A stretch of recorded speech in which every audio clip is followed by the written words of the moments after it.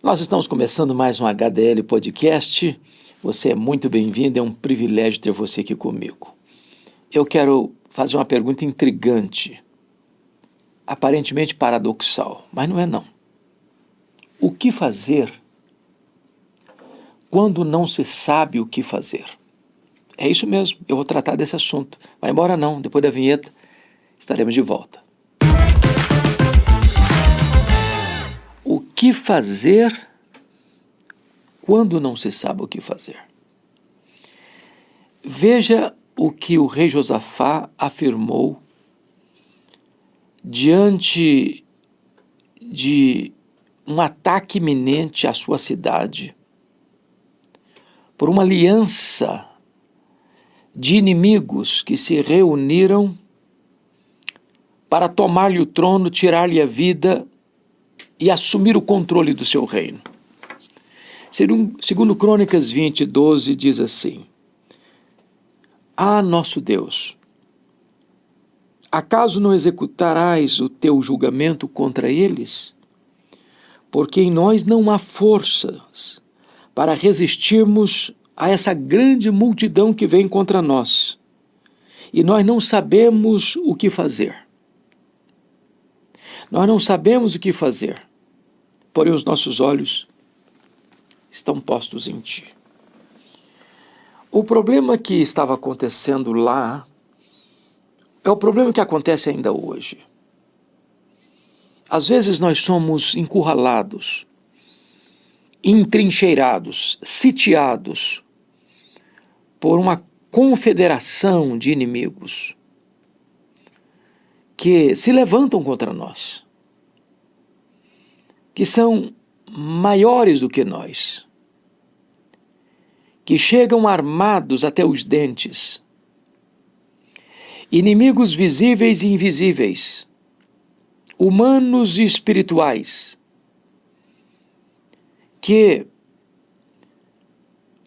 teimam em nos atacar por todos os flancos, por todos os lados, visando nos destruir, nos desacreditar, desmontando a nossa autoconfiança, desidratando a nossa coragem e destruindo por completo as nossas forças.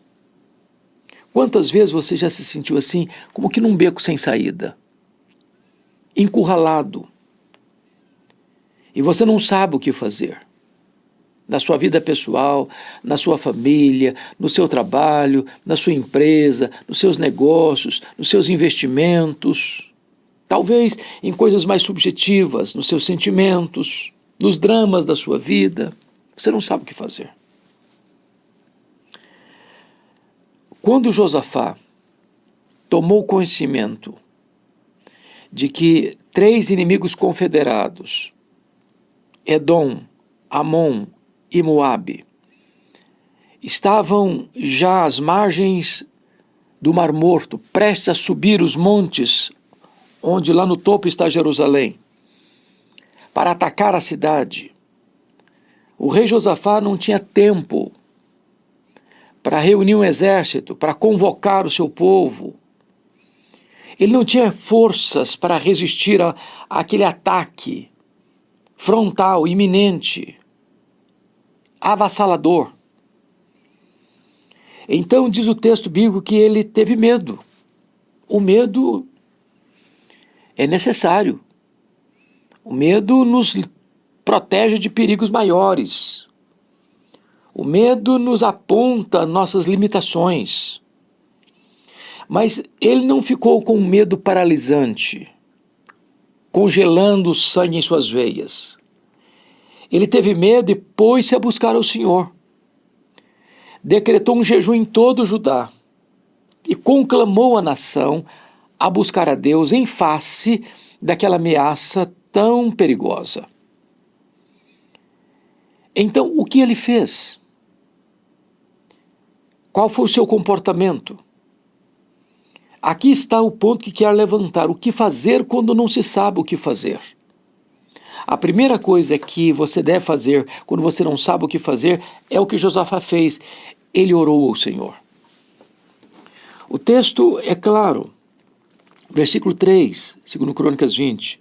Então Josafá teve medo e pôs-se a buscar o Senhor. E apregou um jejum em todo Judá. Judá se congregou para pedir socorro ao Senhor. Também de todas as cidades de Judá veio gente para buscar o Senhor.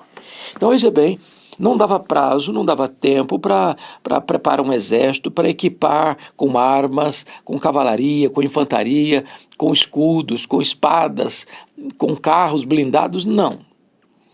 Ele entendeu uma coisa, na emergência, quando o problema se insurge contra nós, a primeira arma que devemos buscar ou usar é a arma da oração.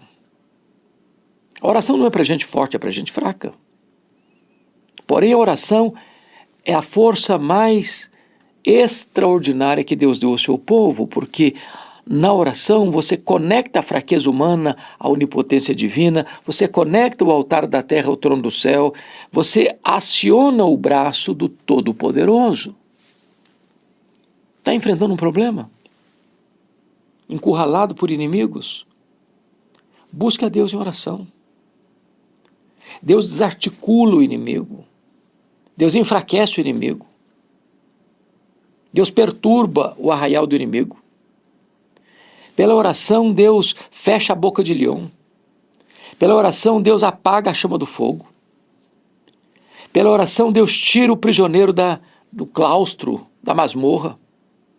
Pela oração, Deus cura o enfermo. Pela oração, Deus liberta o encarcerado. Pela oração, Deus faz os demônios baterem em retirada. Pela oração, Deus dá vitória ao seu povo.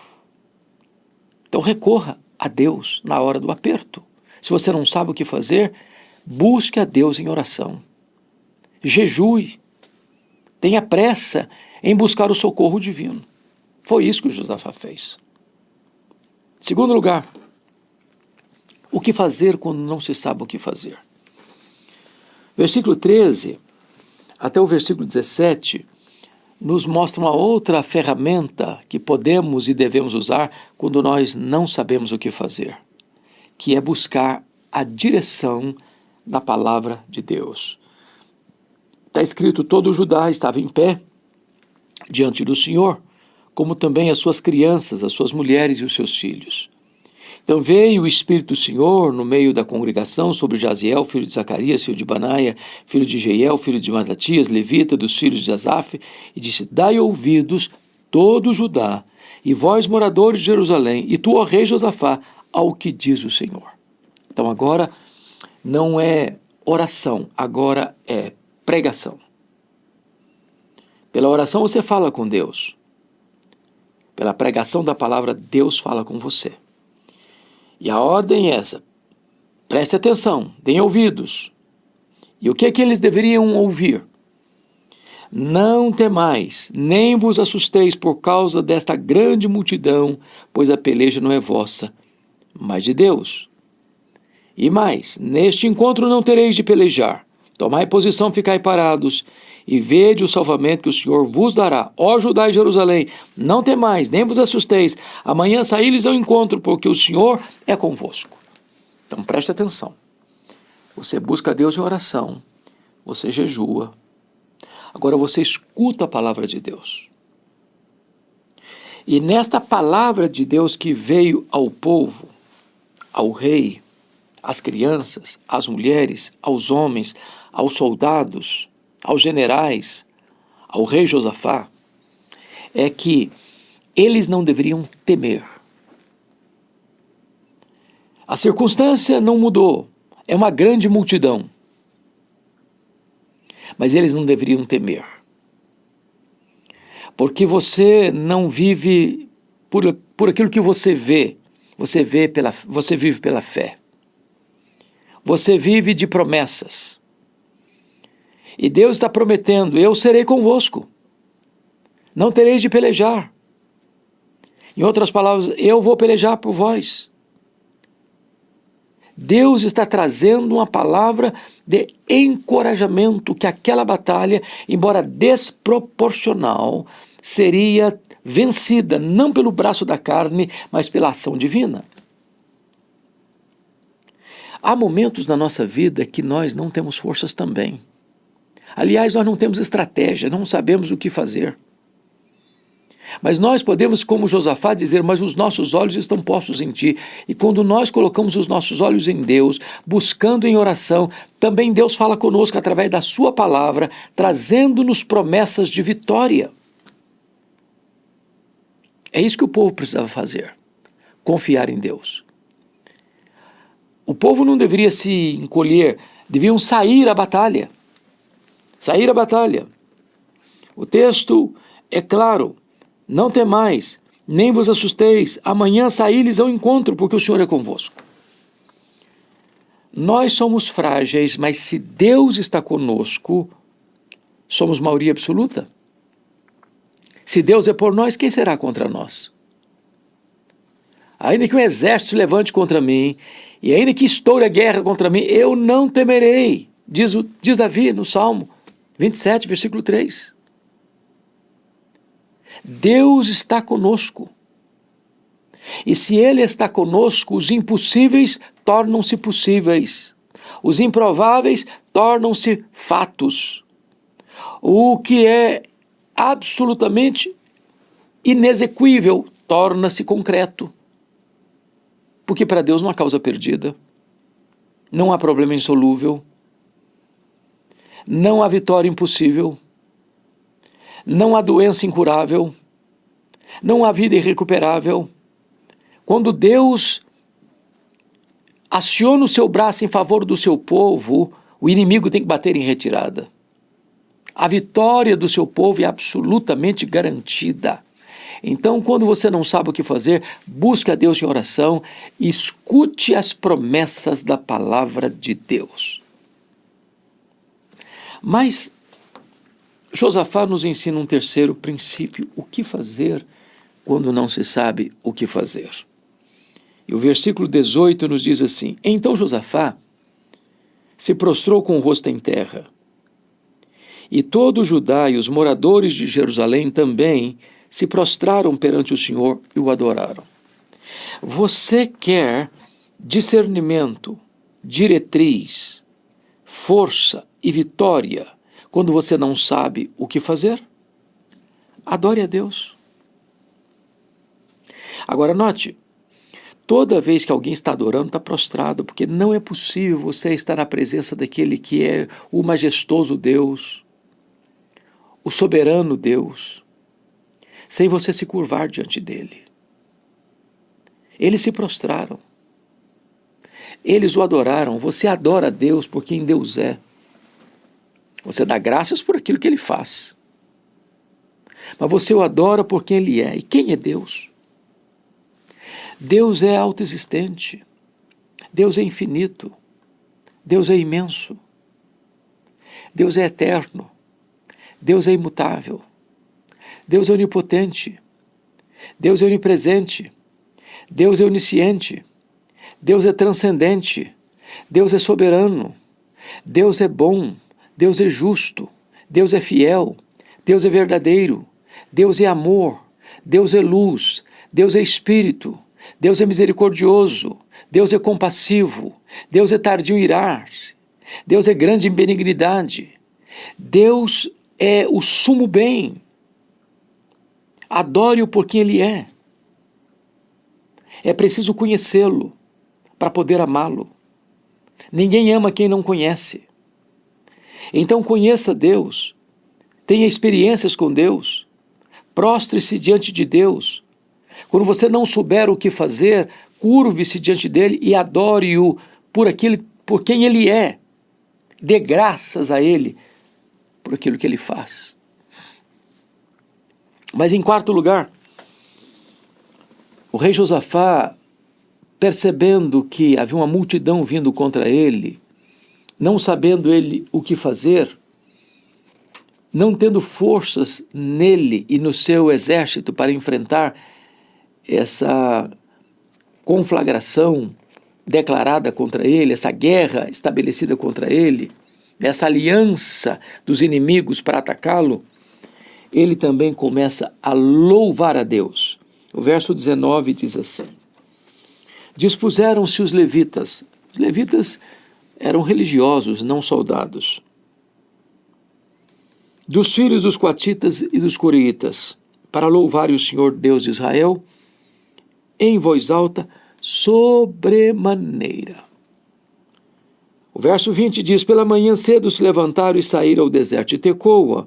Ao serem eles, pôs Josafá em pé e disse: ouvi-me, ó Jerusalém, e vós moradores de Jerusalém, ó Judá, e vós moradores de Jerusalém, crede no Senhor, vosso Deus, estareis seguros, crede nos seus profetas e prosperareis. Que bom quando uma nação tem um líder que teme a Deus. Que bom é quando tem um governante que leva o seu povo a confiar em Deus. Então ele desafia o povo, na hora de marchar para o campo da batalha, a não duvidar, a não titubear, a confiar em Deus, a saber que Deus cumpre a sua palavra e as suas promessas.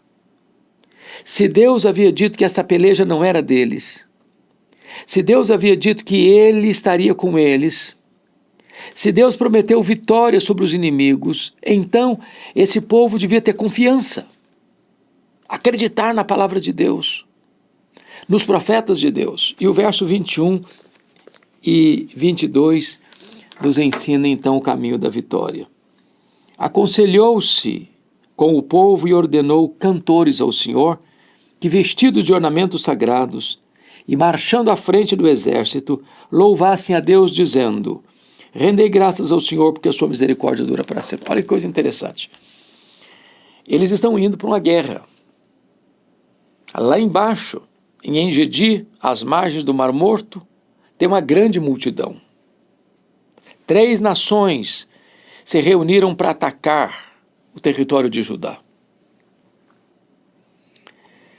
E diz a Bíblia que o rei Josafá coloca o coral, os cantores, os levitas, não com armas, não com espadas, mas com a sua voz altissonante, cantando em alta voz. E o que eles cantavam? Está escrito, eles cantavam o seguinte: rendei graças ao Senhor, porque a sua misericórdia dura para sempre.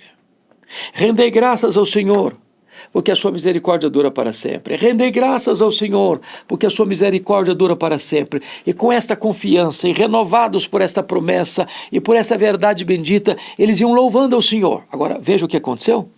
Versículo 22. Tendo eles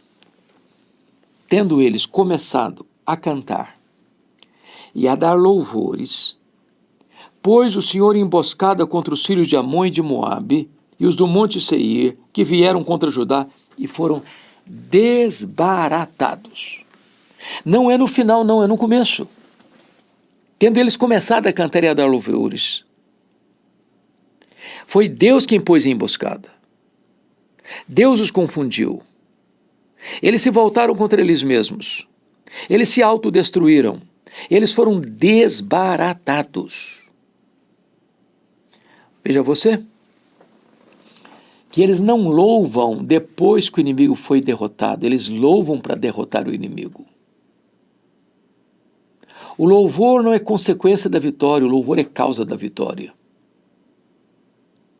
Às vezes nós só queremos louvar a Deus depois que o problema se foi, depois que a doença foi curada, depois que o problema financeiro foi resolvido, depois que o casamento foi reatado, depois que o filho pródigo voltou para casa. Louve a Deus para que a vitória aconteça.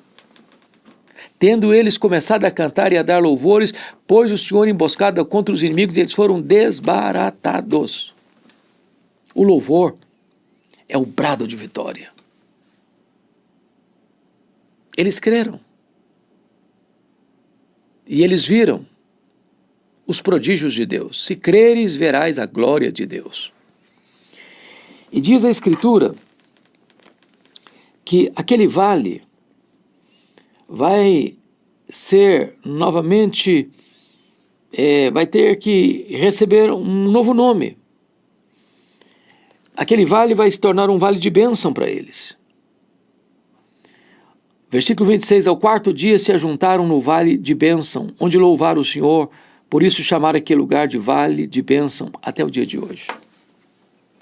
O Vale da Ameaça tornou-se o Vale de Ricos Despojos.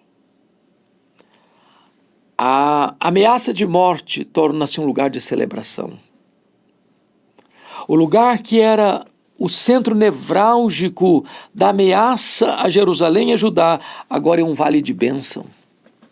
Sabe o que significa isso? Deus é poderoso para reverter as situações mais difíceis da sua vida. Tem uma multidão vindo contra ele. Ele não tem forças para lutar. Aliás, ele não tem nem estratégia, ele não sabe o que fazer. Mas o que fazer quando não se sabe o que fazer? Você deve começar a louvar a Deus. Quem dá a vitória é Deus. Quem desbarata o inimigo é Deus. Quem transforma o vale da ameaça em vale de bênção é Deus. Quem reverte a situação é Deus. Quem muda o placar do jogo é Deus. Quem vira a mesa da história é Deus. Quem reverte o quadro é Deus. Deus pode fazer o mesmo milagre na sua vida, na sua família. Deus ainda continua transformando vales de ameaças em vales de bênçãos. O que fazer? Busque a Deus em oração. Escute as promessas da palavra de Deus. Adore a Deus por quem Ele é.